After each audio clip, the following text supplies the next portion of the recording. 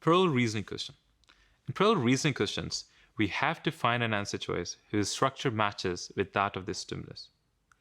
Read the stimulus, extract its structure, you can call it skeleton, and then go to the answer choices and extract their structures. Okay, so we have to first find the structure, understand, process the structure of the stimulus, and then we go to the answer choices and take out their structures too. I'll show you what I mean by that, okay, when we do a question.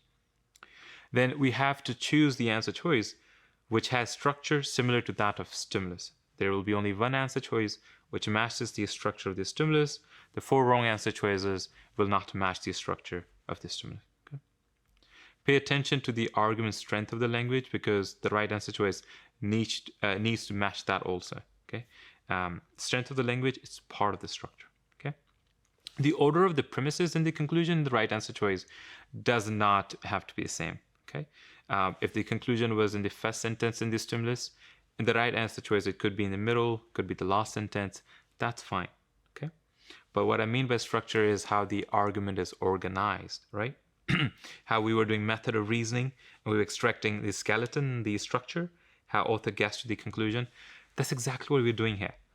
We are doing method of reasoning question, but the right answer choice, rather than describing the structure, is actually matching it. Okay, so maybe you can think of it that way to understand what this question is about.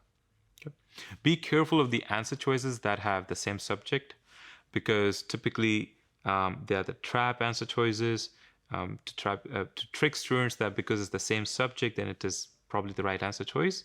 But that doesn't mean if it's same subject, it's a wrong answer choice. Be careful about that. Just focus on the structure, not on the subject. And lastly, if you see conditional statements in this stimulus, please draw them, combine them, connect them, just the way they are in the stimulus, okay? You don't have to do the contrapositive or anything if the argument doesn't. Draw them and then connect them if they're connected in the stimulus, and then keep them the way they are in the stimulus. We just have to match it, okay? We don't have to process or do anything with it, all right? That being said, let's move to our first question.